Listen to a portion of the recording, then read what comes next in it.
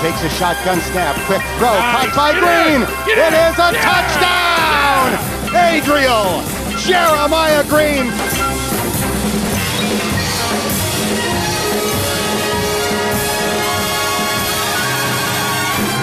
You don't live in Cleveland, you live in Cincinnati.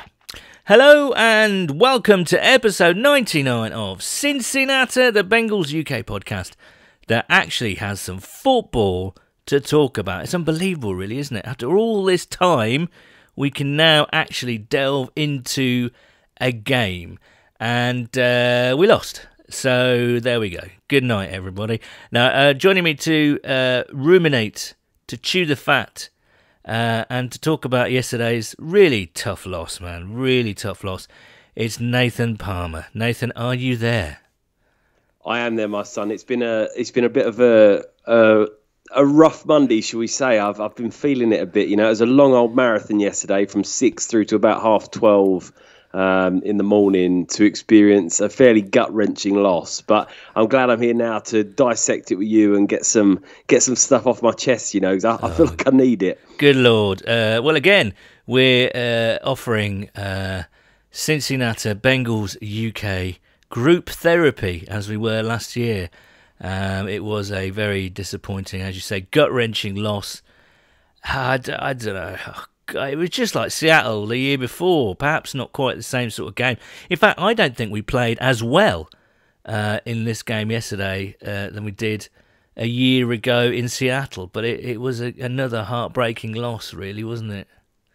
Yeah, I mean, we stressed the importance in the last podcast and the last couple of podcasts about the Bengals needing to get off to a good start, get some momentum, play well, and really come away with a win. You know, you can take whatever positives you want from a game like that, but this business is a ruthless one, and it's about wins. And we know we're not going to be a Super Bowl team this year, but I think these are games for me that you need to win. And I think the Bengals did okay, but to lose the game in that manner at the end, as we did at home, is a real shame. And I think all fans are going to be, they'll be encouraged. There's obviously positive signs, but you can't help but think that people are going to be a bit sick to their stomach after that one, because we have had a few close losses in the last year and a half, and that was just another one to add to the pile, I think.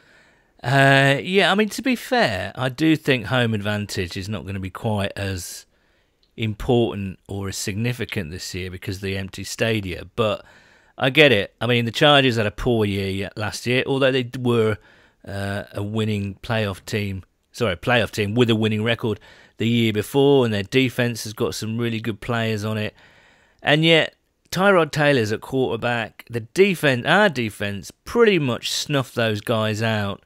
And as ever, you know, it was the offense that... How many times over the past 5, 6, 7, 8 years have we said that the defense has bailed out the offense? It seems to be a real theme, and I thought that was the case yesterday. The defense kept us in that game.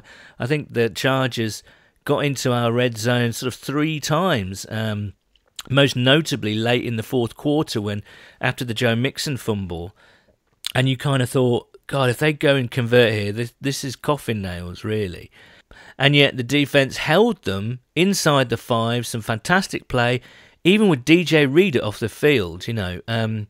So you kind of thought, right, it's now or never. But yeah, the defense played well overall yesterday, I think, don't you think? Yeah, I think if we start with the positives, I thought the defense was excellent. I mean, the Chargers...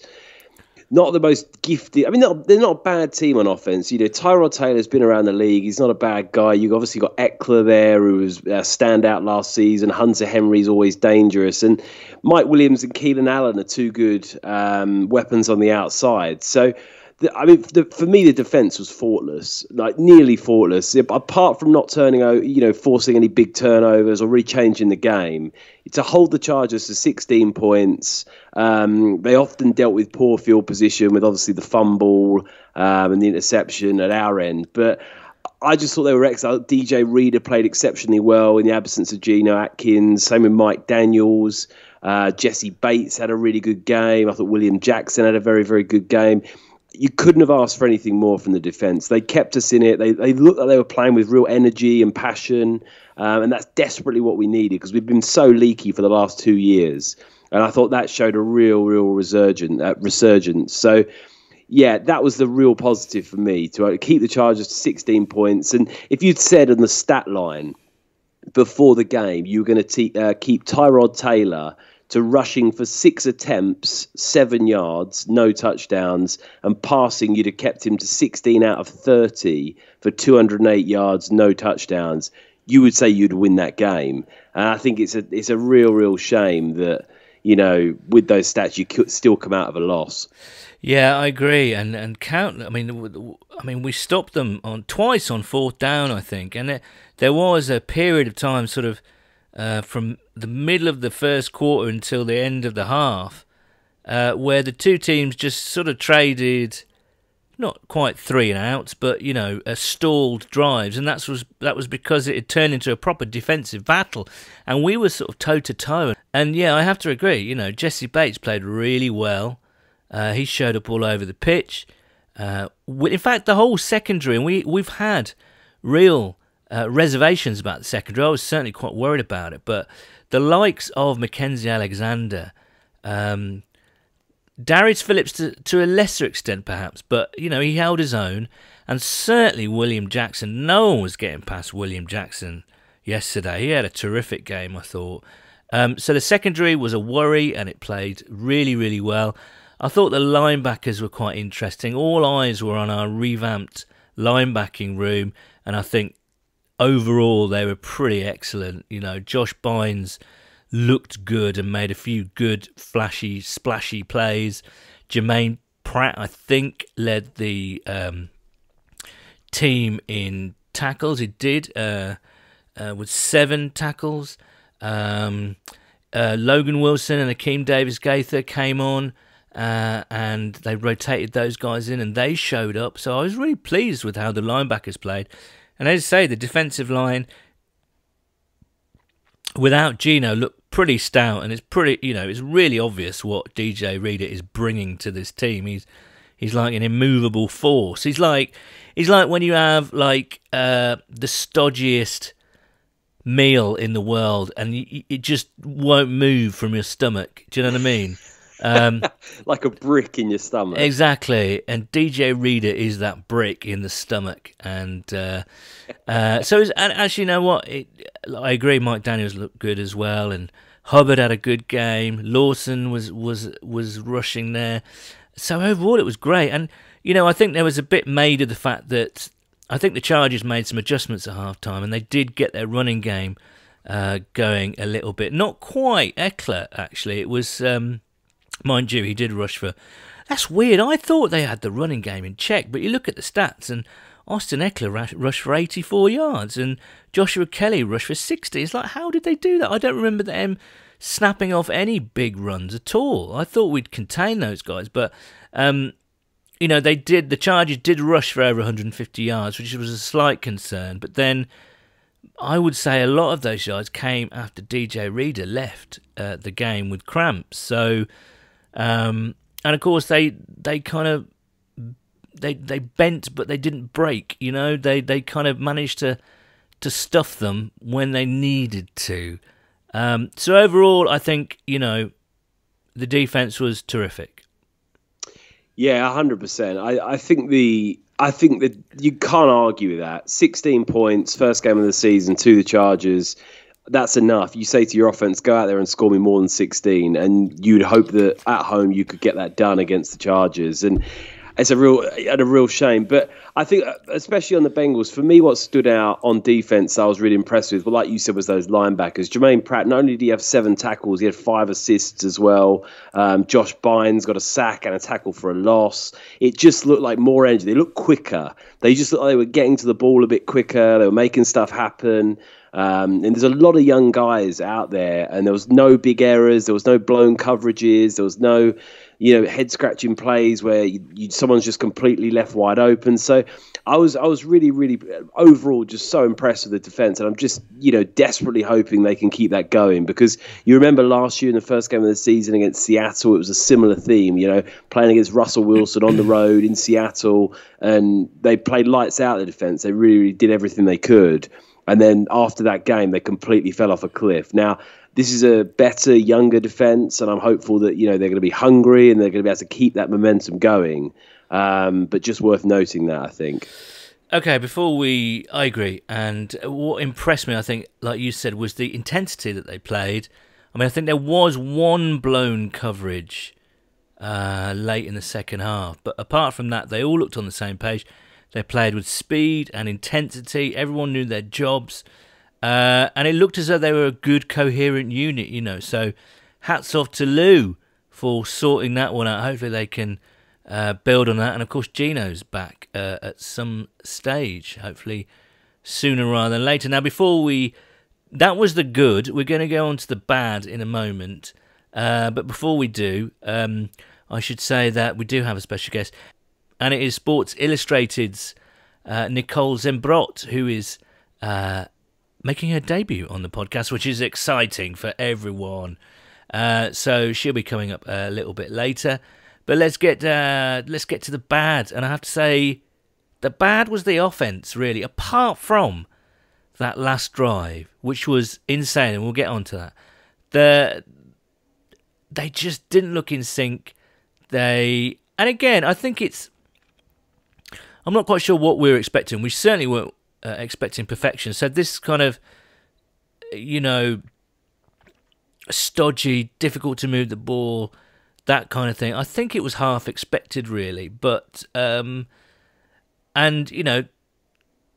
were playing it against Joey Bosa, Melvin Ingram, Linval Joseph, Jerry Tillery up front, and goodness me, they certainly showed up. In that first half, Burrow was running for his life, wasn't he? Yeah, he was. And obviously a difficult test for that offensive line in the first game. And like you said, against the sort of talent on that Chargers defensive front. But I think coming into the season, we all knew the offensive line was a concern. For them to be a coherent, strong unit this year, a lot of stuff needed to happen. A lot of players needed to come on. A lot of players really needed to sort of play lights out for that unit, even to be sort of among the league's average. And as we saw last night, Joe Burrow was on the run a lot. It obviously helps. He's more mobile than Andy Dalton and can get around and sort of evade some of that pressure and get the ball out of his hand quite quick. But you really felt that at times he was on his skates a bit, sort of, trying to run around and stuff. And you hope that the Chargers' defensive front makes the Bengals the offensive line look worse than they are, and against other teams later in the year, it won't be as much of an issue. But you have to remember that's a fully fit, healthy Bengals offensive line. There is no injuries on that line at the moment. That is your starting five, and on the best day, that's what you're getting. So it wasn't. I mean, Trey Hopkins, obviously, brilliant block on that run by Burrow. He had some good plays. I think Bobby Hart was better in the second half. It wasn't that difficult for him to be better in the second half. But, obviously for Jonah Williams, he gave up a big sack. But I thought the rest of the game, you didn't notice him, which I think for an offensive lineman is a good thing. I thought Jonah was quite solid yesterday. It's his first game in the NFL as well, and you're going up against Joey Bosa. I mean, it's a pretty difficult task there. It's going to be interesting to monitor them. I think they are, to use that famous quote, they are who we thought they were. Yeah. But you just hope that against lesser opposition, with a bit more chemistry that they build up as the season goes on, playing together with a lot of new guys in there, that hopefully it will improve. I mean, I haven't looked at the stats yet, but Hart was terrible in that first half. I mean, he really was. But I always mitigate it with the fact that he is up against one of the league's top pass rushers. I was watching Bosa, and the speed that he gets off the ball off the snap rather, is incredible. I mean, and Hart was just kind of standing there, left for dead, on numerous occasions. Xavier Suafilo gave up a big sack from Jerry Tillery. Again, he just sort of waltzed right by him. I'm okay with the left-hand side of the line. Hopkins, Michael Jordan, we didn't hear his name too often last night, which again for an offensive lineman is quite a good thing. I'm okay with that left-hand side of the line. We always knew that right-hand side was going to be difficult, and it looked pretty awful in the first half. But then they did improve a little bit the second half, because the Bengals did get things going a little bit, and obviously there were adjustments made at half-time. So overall, you could almost grade it sort of left-hand side, right-hand side, really. I'd give the left-hand side a C, and the right-hand side a D- or something, I would say. Yeah, and I mean, the thing with that line, you talk about the Chargers being a tough test, it's obviously a very, very strong line, but you look around the league, there's some bloody good pass rushers out there, and you go against the Browns this week, and you've got Myles Garrett to contend with.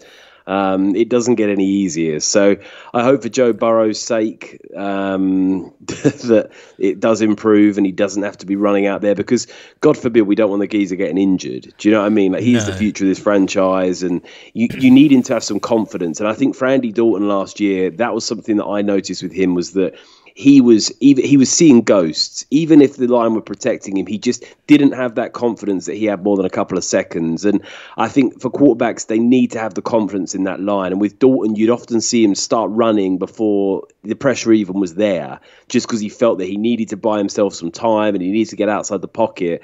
And it's just no good for the mechanics. It's no good for the confidence and, really sort of sticking to the playbook. So I'm hopeful that Burrow can get that chemistry of his line and really feel like he's getting protected, but it's going to be an interesting one to monitor. Yeah, I agree. So let's talk. Joe Mixon played okay, 69 yards on 19 carries. There wasn't much going on in terms of running lanes in that first half either, but the second half again was an improvement. I thought Joe Boy rushed for 46 yards and a touchdown, as you mentioned. What a great moment to see Joe do that. And that's exactly what he can do. By all accounts, and listening to him in the press conference, or at least Zach in the press conference afterwards, he said that Joe audibled that. He actually saw that the play was on, he audibled, and off he went. And a few times it was like, okay, yeah, he can do it. He's not like, Lamar Jackson or Kyler Murray or whoever. But he has got that ability to extend plays, and I think that was an exciting thing to see. Let's talk about Joe Boy in more detail. What did you make of him?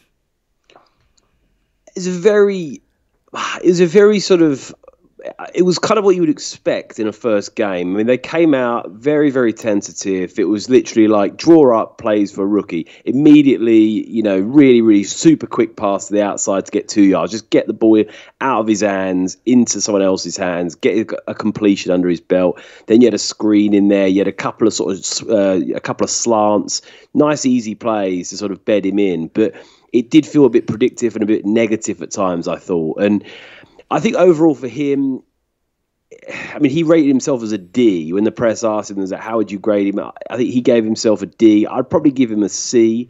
I thought he struggled at times. He missed a couple of big throws. That ball to AJ Green being the highlight, that changes the game there. You probably win that game if he drops that in AJ Green's basket, who had some real good separation there going down the field. So that was a shame. The interception was messy. That was awful. Well, let's leave that to the ugly, because that's definitely going in the ugly category. Yeah, I think, and obviously, we're in the red zone, or we're down sort of, their end of the field there, which I think compounded the mistake. But I thought he looked good. I mean, he had some good plays by all accounts. That audible to the run for the touchdown was genius. And obviously, the drive at the end really showed that he's got that confidence and the poise and the swagger that we know he has been built to have. So I think he played fairly well. I mean, his stat line, 23 of 36, 193 yards, no touchdowns, 1 interception, is not going to blow you away. But I think overall, there was it was a C. That's about all I can say. Okay. No, I think I agree with that. What I liked was there was some real snap when he did get the ball out nicely, and he was targeting AJ Green. AJ had 5 receptions for 51 yards on 9 targets. There was a bit of snap to those passes. And like you said, first half, they obviously kept it quite conservative. They wanted to bed him in, which I think, again, for me at least, I know there was a few people out there that were sort of going, oh, why it was so too conservative in the game plan. Well, what do you expect? He's a rookie guy. You know, we've got to bed him in a little bit. He can't be going for, as Jeff Hobson was there, the whole ball of wax straight off the bat. Mixing my metaphors there. But I expected him to just come out and move the ball, kind of short passes. And some of those passes to AJ were lovely in the first half, I thought. Real snap to them. And wasn't it, and we were talking about him, but we must mention, wasn't it great to have AJ Green back on the field again? You know, that was amazing to see. Yeah, and AJ Green is one of those guys that when you see him, you immediately remember the skill and the talent he's got. There was a couple of grabs that he made which just really showcased his talent.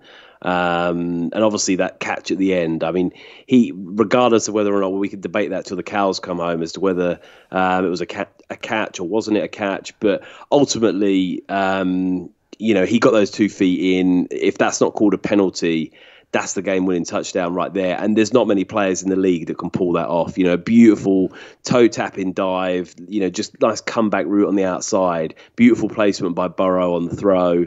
And you just see AJ Green can do that, and he can beat you deep. And defenses know that. They respect that.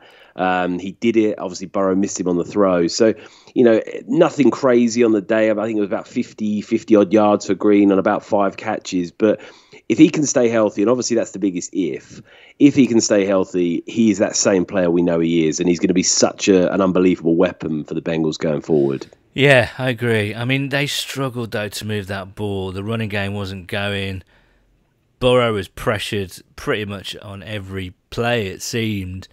But it was better in the second half, and you're right. When they did open the playbook up, and he did go deep, he overthrew AJ, which was a shame. That would have been an absolute... It wouldn't have been a moment. He'd scored his first TD, but then thrown an absolutely gorgeous pass, arcing down the field. Well, it must have been for about 50-odd yards. AJ Green, the sorcerer and his apprentice, right there. That would have been lovely, but it wasn't to be. But the play before...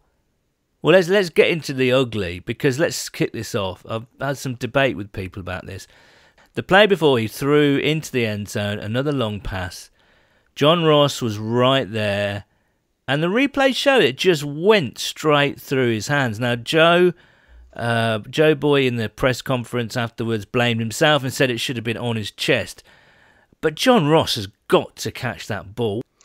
Why? I mean, yeah. I mean, maybe it was slightly overthrown, but he has to make it went through his hands. Do you know? It's a catch that a number 1 draft pick and a top receiver in the game makes 8 times out of 10. And I think that's the thing with John Ross is we know with John Ross he is the most maddening player I think we've had on the Bengals that I can remember.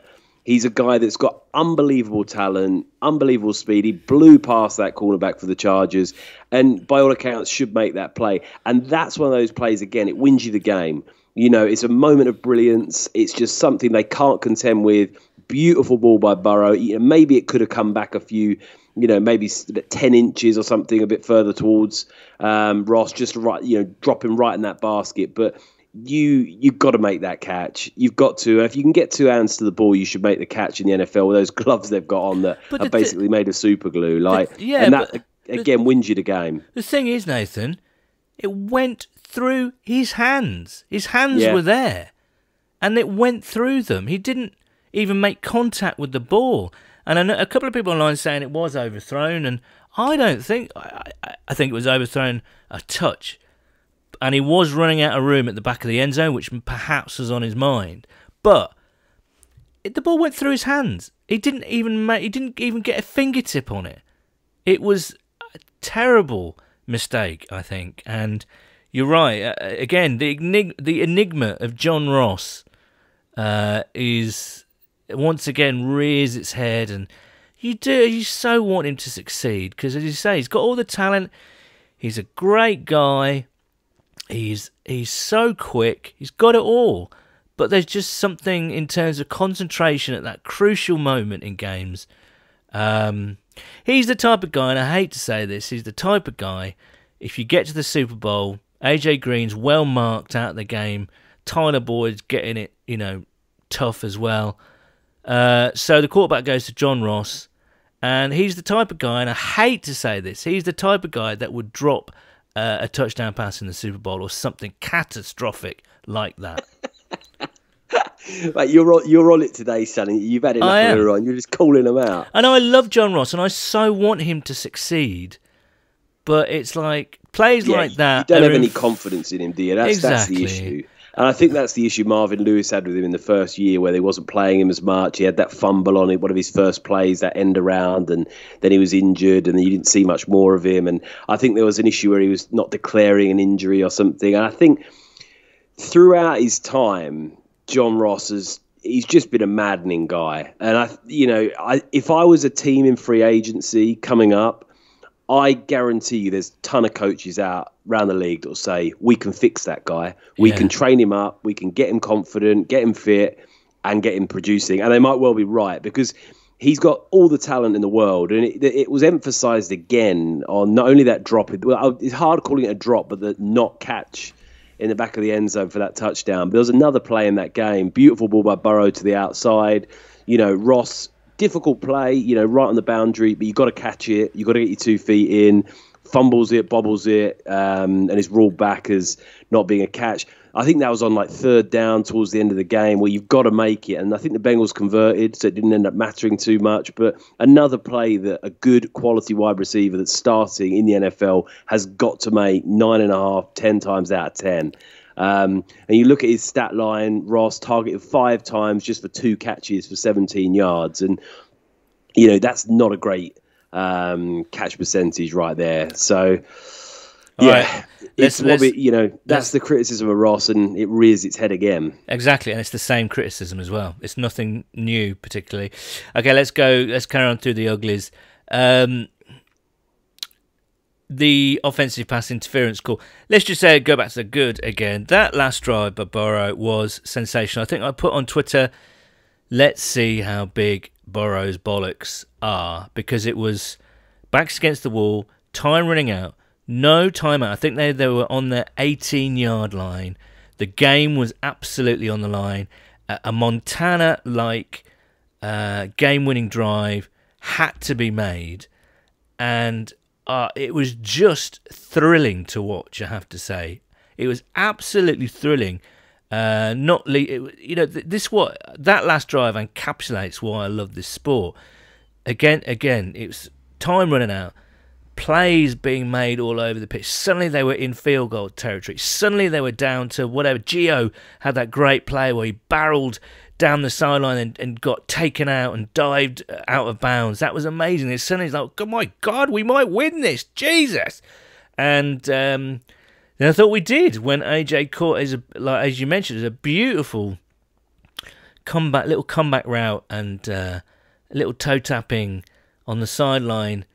Shenanigans there from AJ, but I have to say, once I saw the replay, I thought it was offensive pass interference. He did push him off, I think, but a lot of people are saying it was very marginal. Some people were saying it wasn't, but my first reaction was yes, that's offensive pass interference. I think it's one of those that gets given 50% of the time. I think it looks a lot worse in slow motion, as everything does. 50% one. I think you can be annoyed with it, and I think you can argue it either way. They get given sometimes. It's one of those you can't. I mean, it would have been lovely. I mean, it would have been for me the frustrating part with it. I'm not going to get up on the call because like I said, it's marginal. It's not one of those that sticks out in my mind that is 100% wrong and that cost us the game there. We had plenty of opportunities to win that game that doesn't come down to a 50-50 call on offensive pass interference. But I just think, with that thing at the end there, Green catches that. The penalty's not given. It probably on review is given as a touchdown. It would have been one of the closest reviews ever in terms of if both of his feet were in. I mean, if you look at it and you zoom in on it, I've had a look at the picture on Twitter. Yeah. It's not even millimeters. I mean, it is by the skin of your teeth if his feet are in. I think it would have all depended on the call on the field as to whether or not they could have overturned it. But if the Bengals win that on Joe Burrow's off the back of that drive, I mean, the confidence level and the emotional lift that team would have got out of that win would have just been absolutely huge. You could not have underestimated that. I mean, Burrow drives the length of the field. He had some really good passes on that drive as well. There was a 3rd and 8 to Tyler Boyd for 10 yards, which was a beautiful pass. He ran it himself on a few of them. I think he got a pass to John Ross over the middle for about 15. He just looked really, really confident, in command of the offense, didn't look out of his depth. And I think what really sort of hurt the Bengals a bit on that drive is they started that drive with 3 minutes left, right? Now, you think that's more than enough time to go down the field. And the fact that they ran out of time, with that you start a drive with 3 minutes, 8 seconds on the clock, you shouldn't run out of time. But the reason they did is you got 3 timeouts that have all been burnt by the fourth quarter. And that's where I think there has to be some criticism there of the coaching staff is you can't leave yourself with no timeouts left. You've not burnt them stopping the clock on the Chargers. You've just burnt them because either players didn't know where they were or, you're trying to... But what do you do in that situation then? Because if you're facing a crucial 3rd down, which the Bengals were, and they're not lined up properly, you've got to take a timeout, right? But surely it's on the coaching staff to make sure they are lined up. Yeah, correctly. But they weren't. That's the fact. Yeah, absolutely, I agree. That was the maddening thing about Marvin taking timeouts so early in each game. Burning timeouts in the first 5 minutes of the first quarter. That was But my point was, this was late in the fourth quarter. These guys weren't lined up properly, or they saw something that they didn't like and didn't have the right personnel on. I mean, it was a crucial 3rd down. What are you going to do? Yeah, I hear what you're saying. I just think for the Bengals, that is a horrible situation to be in where you've got the ball, you've not even used your timeouts to stop the clock on them, and you've got none left. And I can't remember why the first 2 were used, but it's just not an optimal situation to be in. And you get down, you think for the Bengals, they've got a 2nd and 10 at the Chargers 13. You pass it to Giovanni Bernard, you get 10 yards out of it. You're at the 3-yard line with about 12 seconds left.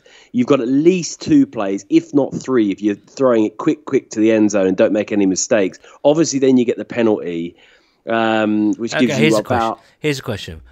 I think it was 7 seconds left on the clock when they decided to go for that field goal. Would you have gone for another play there? Yes, definitely, yeah. What down was it? Was it 3rd down? It was 1st and goal. Right. Okay. 1st and goal at the Chargers 13, 7 seconds left. Obviously, the risk here is you throw it short of the goal line. Yeah. They can't line up again to kind of... because immediately the clock runs out. A play like that, if you've obviously you'd script it that you get it out of the hands quick, if you float it up to the back of the end zone or whatever. But a play shouldn't take 7 seconds, especially when you've got to get it out quick. I think that's where you play positive and you play to win. I think you had just about enough time there to throw it to maybe Uzama, like a big guy down the middle, maybe an Alden Tate. I would have lined up CJ. On that left-hand side, I would have had CJ, AJ, Alden Tate, and T. Higgins, and I would just sort of faded the fuck out of it. Just got it up there, and it's like, right, off you go, lads, jump up for that, because there's some seriously tall lads up there. 100%. And normally on those fades, you'd say you decided, right, Alden Tate's the biggest geezer on the field. You say to Alden Tate, if you ain't getting near it, by all accounts, commit offensive pass interference. Like, just do what you need to do so that geezer doesn't intercept the ball.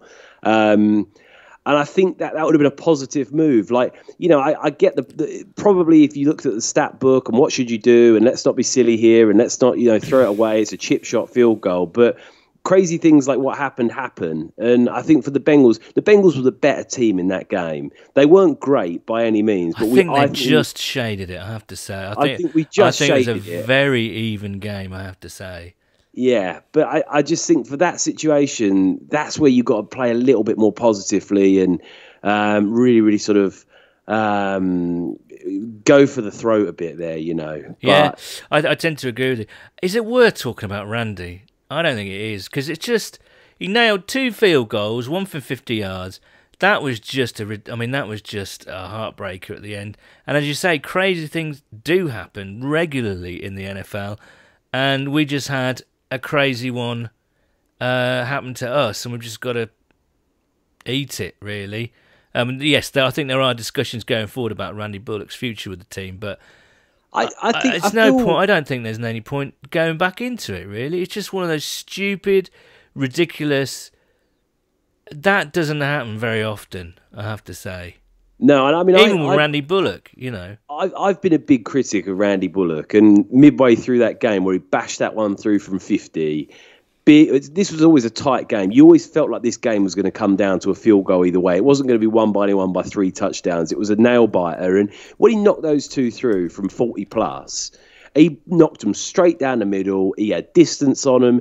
He played really well at the back end of last year. I think he knocked him one from 56 or 57 or something ridiculous like that. And I sent out a tweet, and I was like, you got to be fair play to the geezer. Like, if you sit there and you criticise someone on a podcast or anything, and you say that you think they're below average, blah, blah, blah, you got to hold up your hands. And I said to him, look, he's been fantastic for the last year and a half. I think the only thing I would say is that he's been playing for a team that have not been competitive. And that's one of the biggest attributes of a kicker, is having a bollocks like Joe Burrow, that when the going gets tough and the pressure's on and you're in a game that matters and, you know, there's really a lot riding on your kicks, that's when you've got to show up and make the plays. It's all well and good knocking them through for a team that's 2-14 or whatever we've been over the last couple of years. But when we're 0-0, you got a field goal to take the game to overtime, and it's a chip shot from 31 yards. That's when you've got to make it. And he's missed one for us in the past against the Texans when the game was on the line, put it wide right. But he's also scored one against Tampa Bay, and I think this is the life of a kicker, quite frankly. Yeah. There's only you can count on one hand the amount of kickers in the NFL who you would trust with your life. I agree. And the rest of Randy it just, you know, he's always going to have that comparison to Jake Elliott. If Jake Elliott didn't exist and we hadn't drafted him and it was just Bullock, people would have a different opinion. But I think the fact there was an exciting young kicker with a big leg who's gone on to win a Super Bowl and kicked some big, big ballsy field goals in the playoffs during that run, people are always going to say, well, look, we could have had that. And Jake Elliott, I mean, I watched Jake Elliott miss a field goal yesterday from 52 yards that fell short. I mean, he's by no means the complete package. But I think that there's always going to be that comparison between him and Bullock, and that doesn't help Randy. I mean, it's hard. I'm not going to sit here and just bash Bullock because, like you said, there's no need to do it. And I hope he comes back stronger from it. But I think it's more just that for the Bengals, we've been in so many nail-biting games over the last year or two. I mean, especially last year at the start of the year, after that Seattle game, which was really, really close, and we definitely could have won that. We had some other tight games. We had a tight game against the Bills, which we could have won that. There was a few other games in the middle of the season that, you know, were less than one-score games. We weren't getting blown out every game. We did get blown out, but there was games that we could have won.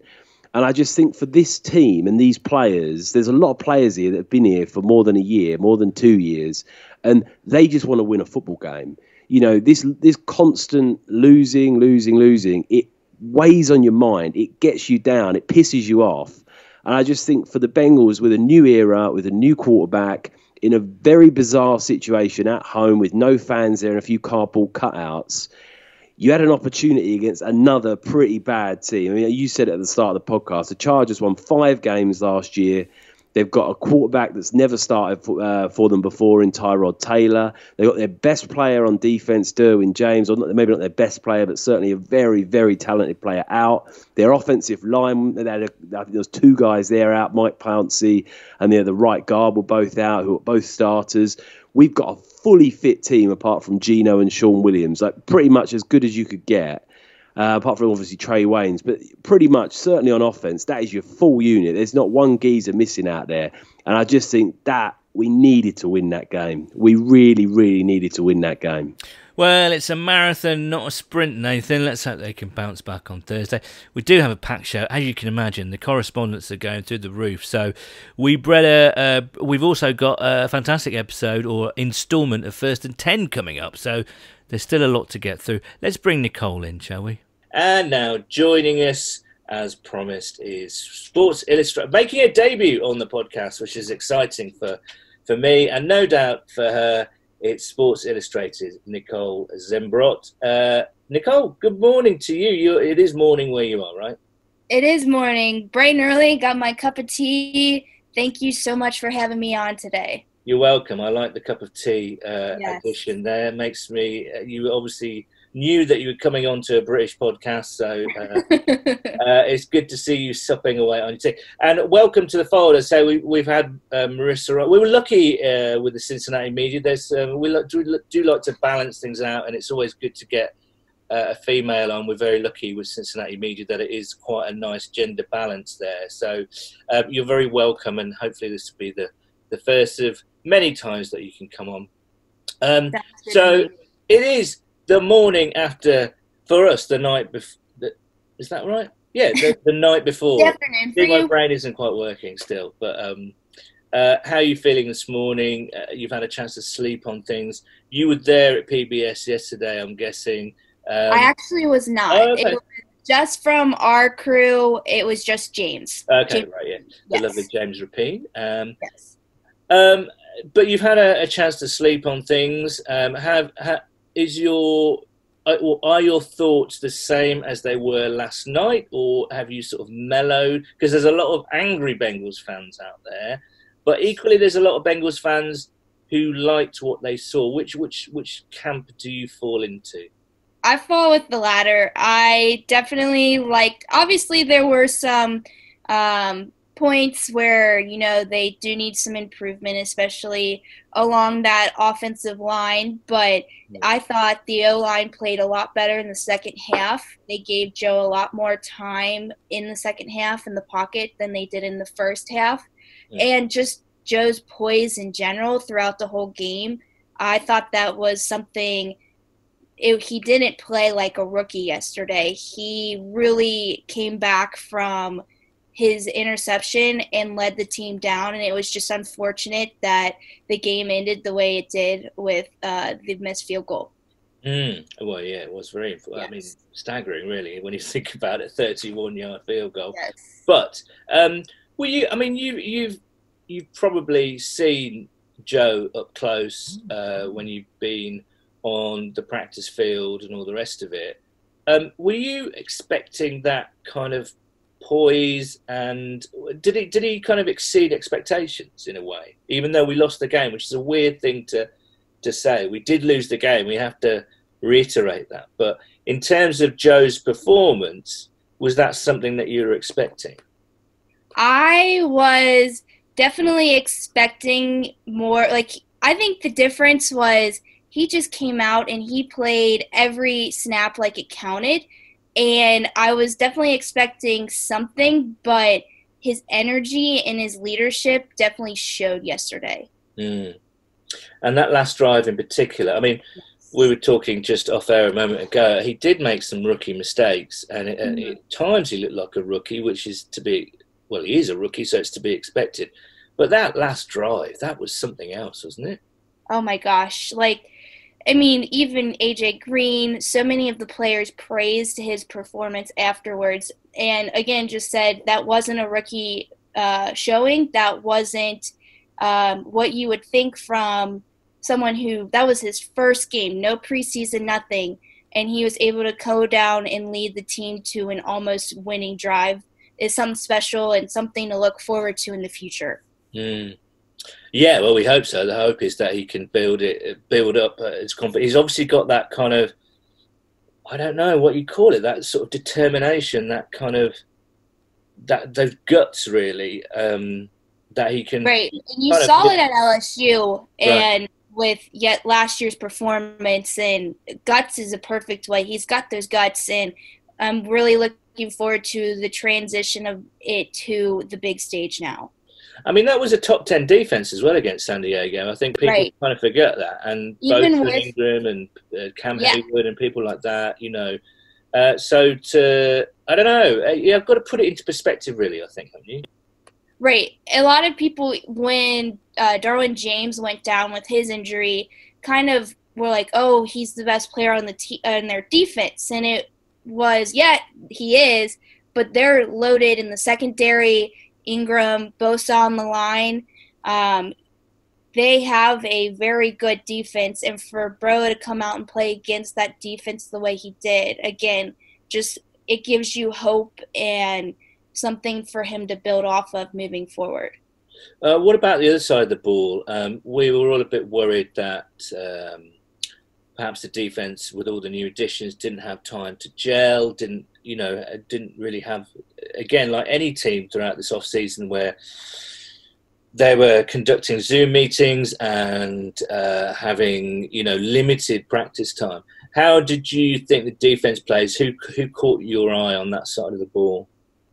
I thought the defense played really well. I think the top performers for me were Jesse Bates. He played center field, and he had a couple of penalties that, in my opinion, he adjusted himself well enough that should not have been called against him. I also thought William Jackson played really well. He played aggressive, and I thought it was the best game that he has played in a couple of years. And then just with the defense, they did allow 155 yards on the ground, but they came up when they needed to make those big stops.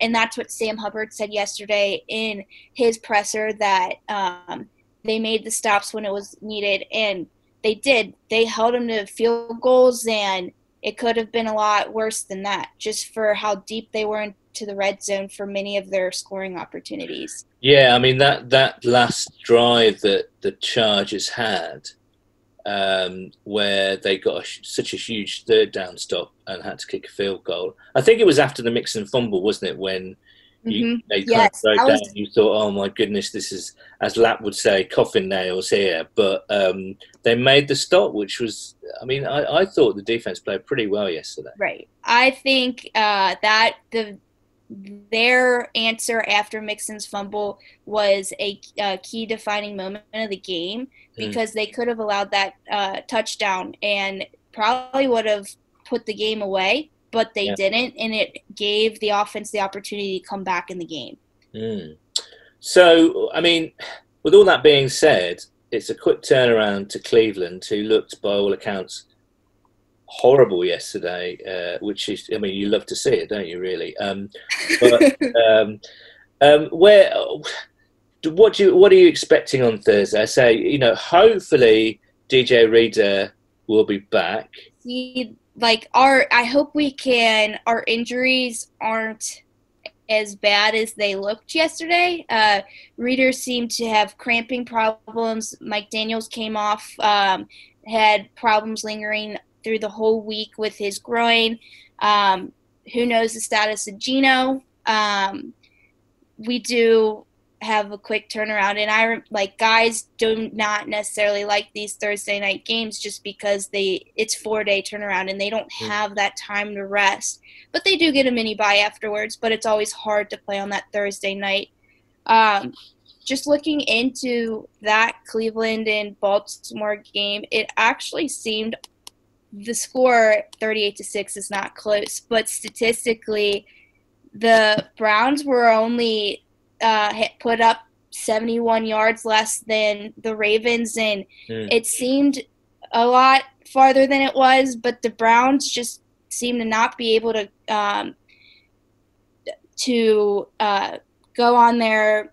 They had a lot of errors. Sorry, losing my words right now. They had a lot of errors. They had an interception and 2 fumbles. Then they had a missed field goal and missed extra point, and the Ravens just seemed to capitalize on all of their mistakes. And with the way that our defense, we played well yesterday and we had our big stops, but I would like to see some more turnovers. And hopefully that can be a key in this game on Thursday night.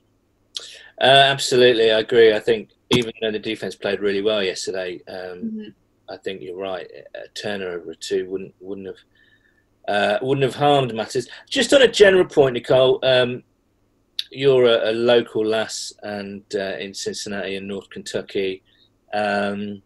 What's the? I mean, it's going to take a little bit more to really dampen the excitement, because I think fans saw enough yesterday to continue to be excited about the future. Yeah. What's the vibe been like around town and the area? Like you said, I'm born and raised here. I don't think people have been this excited about Bengals football since Marvin's playoffs runs. Like, they know that there's something special happening with Joe Burrow and Zach Taylor, and there's just something different in the air in Cincinnati this offseason. And even going through Twitter mentions, and like you said earlier, it seemed to be a lot of angry fans, and it seemed to be a lot of like happy, hopeful fans. And I think the majority of the fan base is that happy, hopeful, that they finally have this new beginning, that Joe Burrow can take them to the next step, win a playoff game, take them to the big game, and win that Super Bowl. That would be something. Can you imagine Cincinnati if they ever got to the Super Bowl again? Oh my gosh. We would go crazy. I'm so coming over to Cincinnati. I've always said if they ever, you have to. I remember I was a young sort of early teenage person when they last got to the Super Bowl, and I remember it well. But I've always said if they ever got back to the Super Bowl, I wouldn't actually care about going to the Super Bowl. I would actually like to spend that in Cincinnati just to kind of experience it with the locals, because I think that would be incredible. Definitely. You're more than welcome. Bring everyone from the UK over with you too. Okay, I'll just hire a plane and do that then. Just also, we were talking about the cities. You've got a German name, you've got German heritage. I'm interested. You mentioned a festival. What was it again? It was ZEMBRODT. Yes. Right, okay. So when does that take place ordinarily? Usually in September. Okay, and that's not happening this year in town, or no? Unfortunately. Okay. So as a woman with a German family, how will you be celebrating that, or is that just something that's kind of cooked up as a sort of a citywide thing? A citywide thing. Definitely we do as a family like to celebrate our heritage, but like my other side of the family is very Italian, and we honestly we honestly celebrate that heritage more than the German. But we do have our for my dad's birthday every year, have a sauerkraut meal. So that is a big celebration in our family too. Well, I hope you get to dig into that big bowl of sauerkraut and the beer and the sausage and all sorts of things. Nicole, thank you so much for joining us. Again, it's so great that we've got a really nice gender balance with Cincinnati media. So I was excited to talk to you and welcome you into the fray, as if you needed that kind of validation from us. But thank you for joining us. Thank you for having me. And do come back again, won't you? Absolutely. Anytime. There you go. That was the excellent Nicole ZEMBRODT from Sports Illustrated. And she let me know, actually, we talked a bit about CinciNatter, the German festival, which is kind of Oktoberfesty, steins of beer, massive sausages, and lederhosen, which sounds like a good night to me. People normally pay for that kind of thing down in Soho, don't they? A big sausage and lederhosen. But anyway, however, Nicole has let me know after the interview, that's very nice of her, that Oktoberfest CinciNatter is actually going to be virtual this year. So anybody can hop on. It takes place between September the 18th, so at the end of this week, 18th to the 27th. It's all around Cincinnati. What a great opportunity to see. If you haven't seen Cincinnati, or you kind of want to have a closer look at some of the bars and bits and pieces going on, you can actually have a look. And it is oktoberfestcincinnati.com. So That's October with K in there. Oktoberfest ZiNZiNNATI, ZINZINNATI.com. And you can have a look at details. Not quite sure what's going on there, but I'm sure there's going to be lots of hilarious German-based entertainment. Yes, there's a big umpire, sort of tuba on the... I do like a bit of umpire music. You like a bit of umpire music, Nathan? I can't say I know too much umpire music, my son. I think big moustaches, lederhosen, and a tuba could be your outfit of choice going out into your trendy hipster London places. Listen, we have got a lot of correspondence to get through, so we shall do that. I must also thank everyone for tuning into our first online Towergate on Sunday. It was chaos, but it was kind of good fun as well. Jim Foster joined us, and of course Bengals captain Jeremy Conley and Jess as well were good enough to drop by, and plenty of others dropped in as well. Stuart Baird dropped his trousers, which is not unusual for Stuart. Anyway, let's get through these correspondence. I mean, I would be here. I can't read them all out because we would be here all night long, as Lionel Richie once said. Simon Hunter at Simon Hunter _. Okay, had a sleep on the game, and whilst we need to score more than 13, there is lots to be encouraged by. The D was frisky. The O looked like it might have an identity if you look at how they ended things.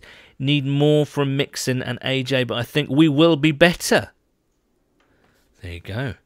I think he's right with Mixon. We didn't talk about the Mixon fumble, but I mean that was pretty catastrophic. You talk about Burrow's interception, not being great, but that fumble from Mixon really turned the game because you just hand them the ball down by the down in the red zone. I know the Bengals defense bended but didn't break. Yeah, I know what you mean. It's a funny word. You want to say bent but not break, but it doesn't sound right when you say it, right? Bent but didn't break. Yeah. Anyway, but yeah, the Bengals defense did a good job. But for Mixon, this is what I said in last week's episode. He's just been given a big deal. He needs to be playing like a running back. There's a top 5 geezer, and for him, I think he had about 50 odd yards, a fumble, had nothing in the receiving game. He's just got to step that up. I think 69 yards. Just looking at it now, 3.6 yard average. He's got to play. He's got to help his quarterback out. He's got to have some big runs. I don't think he was particularly bad, but if you're paying a geezer that sort of money, and we're going to be comparing him to Saquon Barkley and Alvin Kamara and Dalvin Cook and some of these great running backs, even guys like Josh Jacobs, who's just out there yesterday for the Raiders. Yeah, a great game, isn't it? Yeah. You've got to have someone like Mixon really putting on a show, and I think yesterday he had his opportunities. There's nothing in the passing game, and he cost us, dearly with that fumble. I want to see more from him when it matters. I don't want to see him when we're 3-10. Putting up 150-yard games and justifying it there. He needs to play well when we're competitive and we're in contention.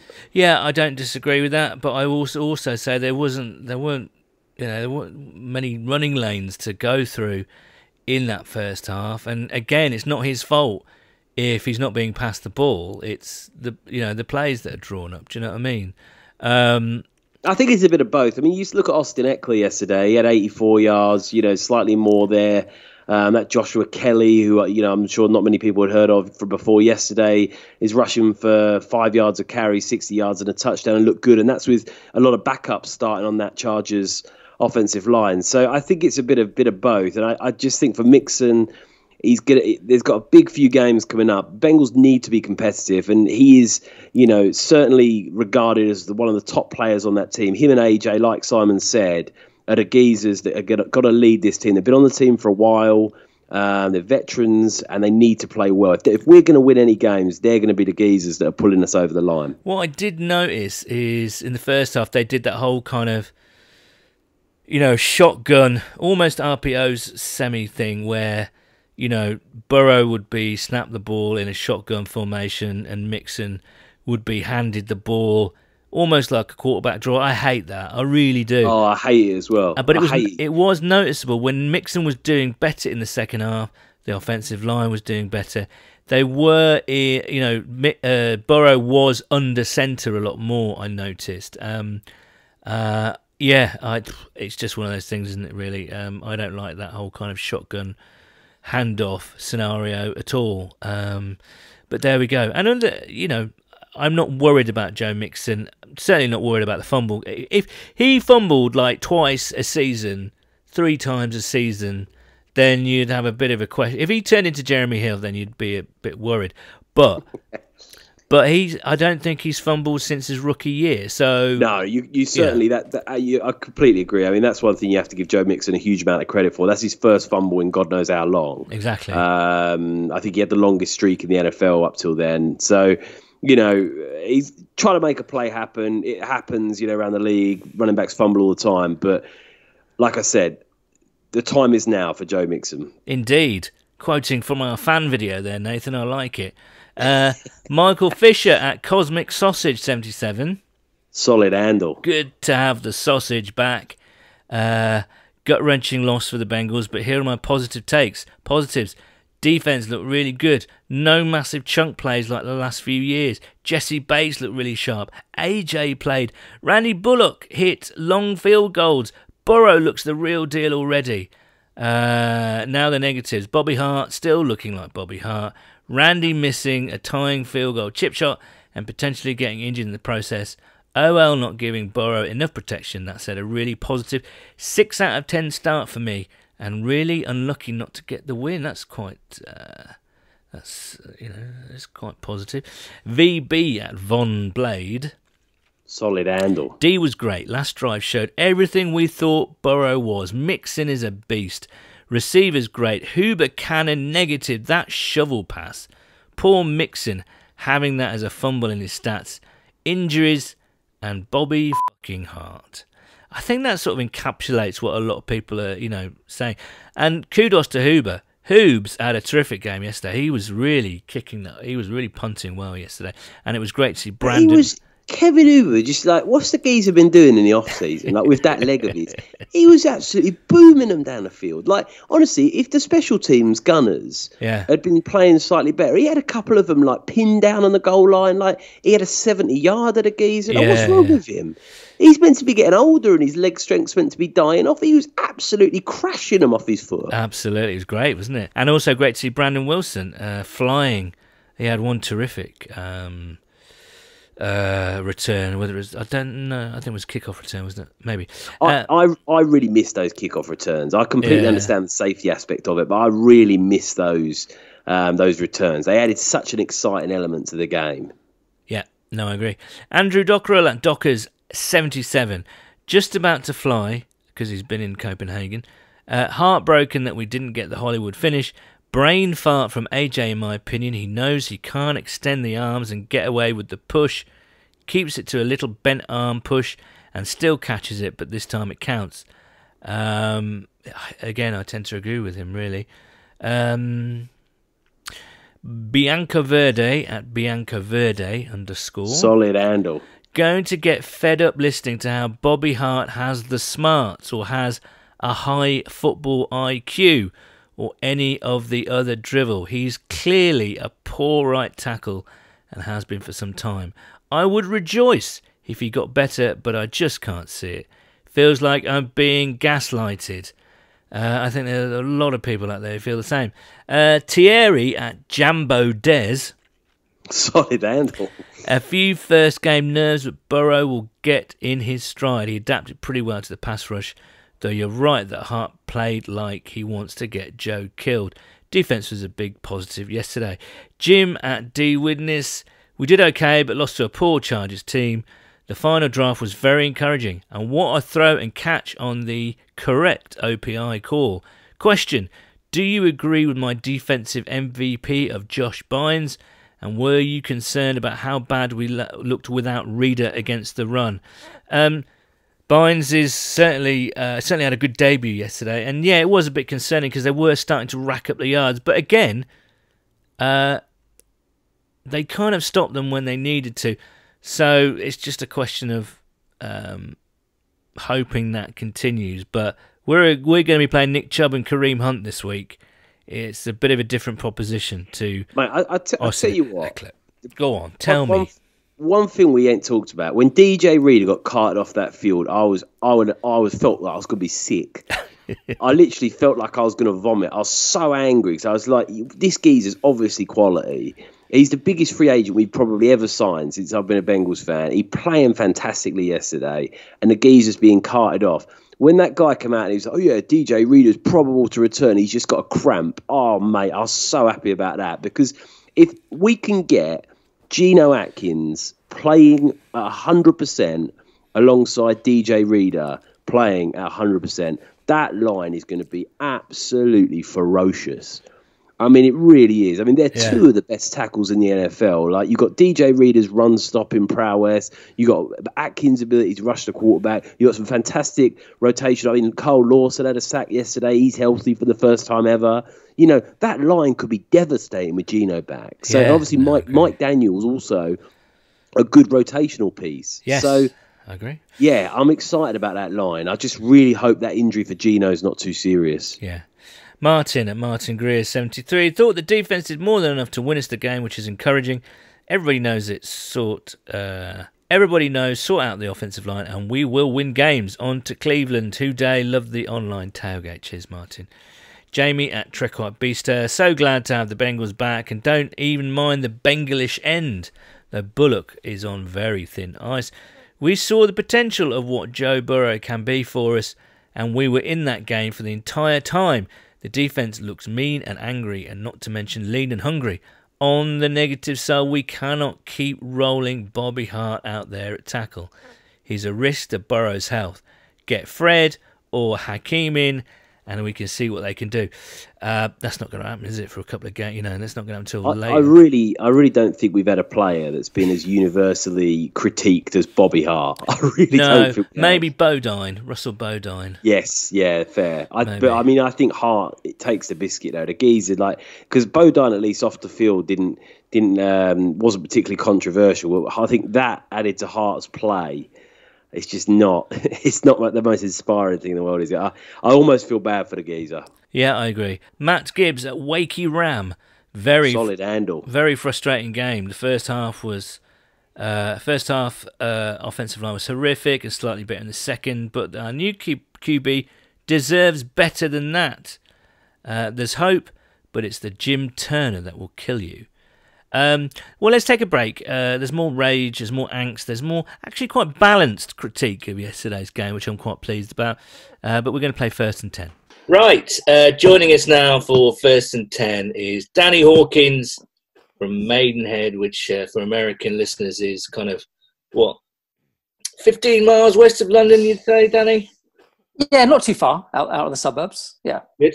Because we heard from Danny last week in our season preview episode, but he's put his hand up and he fancies a bit of First and 10 action now. Danny, obviously the markers have been laid down by Marissa Kelly and Duncan Price. Jeff scored a touchdown last week, but Uncle Jeff, yeah. Uncle Jeff, you've got to beat 9 questions. So are you ready to play First and 10, Danny? Yeah, so the rules are the same, nothing's changed, and am I entitled to any help like Marissa got? No, shut up, you. No.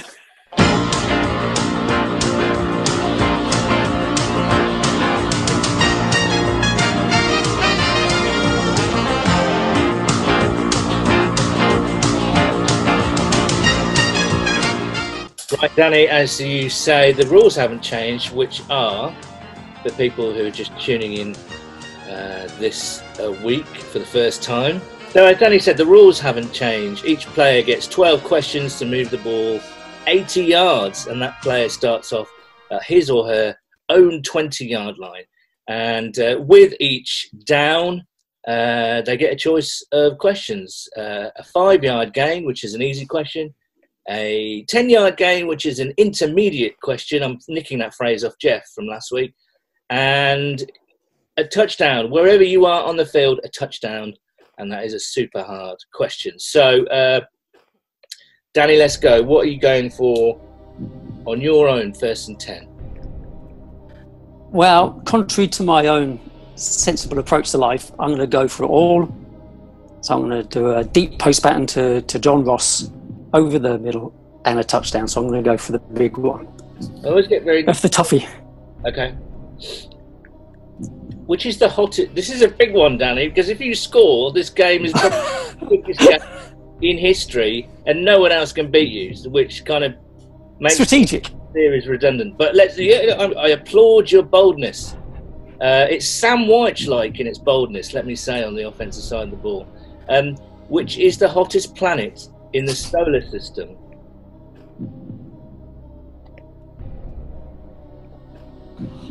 Crikey.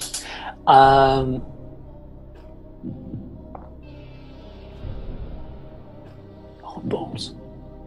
It's not balls, I'm afraid. There is. Oh no, that wasn't the answer. Saturn. I'm afraid not. It's Venus. Second and 10. What are you going to do? Still on your own 12? I've been humbled now, so I'll go for an easy. Okay. What number jersey does AJ Green wear? 18. 1-8. 3rd and 5. Question 3 from the 25. Yeah, easy one again, just to get me another first down. Which iconic TV show featured the characters Samantha, Carrie, Cynthia, and Charlotte? Iconic TV show. Samantha, Charlotte, Carrie, and Cynthia. Oh, crikey. Charlie's Angels. Don't know. No, it is Sex and the City. Oh, right. Yeah. 4th down and 5. Oh, this is... Oh, I've still got to go for an easy just to... Okay. So get this, I'm all okay. If I don't, wave goodbye, right? Okay. Easy, please. Kim Jong-un is the leader of which country? North Korea. Correct. Right, 1st and 10 from the 30. You're on to question 5. I'll go intermediary. Okay. Which Williams sister has won more Grand Slam titles? Serena. Correct. 1st and 10 at the 40. Question 6 now, Danny. Another big one. Yeah. Another biggie? Yeah. You sure? No, but no. I'll give it a go. Right. Let's go again. From your own 40. Which is the hottest... No, you've had that question. What year was iPhone launched? What year was the iPhone launched?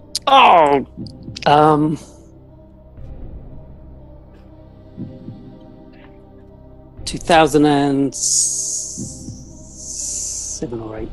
I'll go for 7 or 8. 7. It is a touchdown. It is Danny Hawkins taking the lead. He stepped back, he surveyed the field and chucked it down the field. What's that? A 60-yard touchdown, 6 questions. Danny Hawkins, his boldness has been rewarded. Danny, you must be feeling elated. Over the moon, Brian. Over the moon. Yeah. I wish I had the iPhone question first of all, then, not the... I know, right? Congratulations. You leapfrogged Marissa and Duncan to the top of the leaderboard. You got that touchdown in 6 questions, on your 6th question. That's brilliant, Danny. Well done, mate. There's a fluke. I was going to say 2008 because I was trying to think the iPhone 10 was 10 years or something. When was that out? So it was a fluke, really. You were bold throughout your drive there, which I liked very much. Well, Danny, thank you so much. We hope that the Bengals are similarly bold and successful on offense throughout the season. Yeah, likewise. We will speak to you soon. Cheers, Paul. Have a good day. So there we go. Danny Hawkins is now leader in the clubhouse with a 6-question touchdown. How about that? That's going to take some beating, I think. Well, I haven't had a chance to listen to it yet, my son. So I'm going to see if you're giving him like questions like what's 4 + 4 to protect the Bengals end zone before I can judge. But I don't think it was a good. Martin was bold. He went for it straight away, then dialed back, and then went for it. Yeah, I think it was the most exciting 1st and 10 we've had so far. To match the Bengals Chargers game, just as exciting on CinciNatter. Exactly. Didn't you just like last night though, watching that game? It's like, oh yeah, this is what it feels like again to be a Bengals fan. Mate, complete roller coaster, tension, like anything. I was stood up with my hands on my bollocks when Green caught that ball, and I thought he'd done it, and I shouted out, "He's done it!" And like, you just don't get those moments. It's been such a shit year with the pandemic and everything else, and I think there's nothing more exciting than watching the Bengals. And I think even more so when we've been pretty bad for a long time, you don't see those competitive, exciting games. And, if AJ Green comes down without the flag doesn't come out, the Bengals win that game. Every single Bengals fan listening to this podcast is walking with a skip in their step today. They're in a good mood. You're watching the highlights. You're reading every bit of coverage. You're listening to this podcast. You're loving life. And that is the incredible euphoric feeling that a Bengals win gives you. Well, it's just a shame we can hardly remember what that feeling feels like, really. Mark, by the way, you can get in touch with us, of course. We're here for the whole season, as we have been throughout the whole off-season. You can get us on Twitter at @whoday_UK. Bengals. So just can I make one point? Go on. You just made an interesting one there about what that feels like for a win. The last Bengals win that I would say mattered to the point where we were competitive and it was like a good win was that Bengals UK meetup at the Brewhouse in Highbury and Islington. That was literally the last win that we got that I would say had any sort of like, it was a real good win to get under our belt. Since that game, I mean, last season you can just rule it out. There wasn't a good win in there at all. They were just, throwaway games at the end of the season. And, the season obviously won this year, and that year after that game against the Bucks, we completely capitulated. So literally, when we were all running around in the Brewhouse and Randy Bullock kicked the winner, like, that literally was the last big win. And you think how long ago that feels now. That's 2 years ago, isn't it, really? So. Yeah, literally, yeah. Oh, thanks, Nathan. Cheers. Right, as I say, you can get hold of us on Twitter at @whoday_UK, Bengals UK on Facebook, and now, of course, Bengals UK on the YouTube. Who we got here? Martin Calladine at Ugly Game. Can't not be excited by what we saw from Burrow. He panicked and took off a few times, but when the ball came out, it looked good. Could easily have had 2 or 3 TD passes, and with more game time, there's every reason to feel confident about this season. The defensive performance was much improved, though I don't know how much anyone can expect from the Chargers' offense this season. Only major concern was the line, especially Bobby Hart. It's bad enough putting him out there when we were at the end of Dalton's time in Cincinnati, but to put him in front of Burrows, whose development as a QB, not to mention his health, depends on him having the time and confidence to stand in the pocket, is negligent. Everything we do is to be protecting and nurturing Burrows so his extraordinary talent can blossom. There we go. Duncan at Dastardly Duncan. Solid handle. Overall, I thought the defence looked much better. 1 or 2 blips, but certainly a big improvement on last year. The offence looked like a team with a rookie QB, stroke left tackle, and no pre-season. I think if we played the Chargers at any other time than that first game, we'd beat them. Grade B+. Oh, and less said about Hart and the multiple full starts, the better. Jam at Baguette Disco. Solid handle. Have to say that the left-hand side of the line looked pretty good, especially considering Michael Jordan didn't look great last year, and Jonah Williams didn't play a snap. The right side of the line, well, I'm sure that'll be covered by other replies. The defense looks good too. Son, I got a question for you. Go on then. At Palmer 4, solid handle. Yeah. Giving yourself a solid handle. Would we have won that game if Andy Dalton was playing quarterback? Oh, there's a question. I'm going to say no. And I just think Dalton did do it occasionally, but certainly under Marvin, those 2-minute drills were never one of their strengths, really.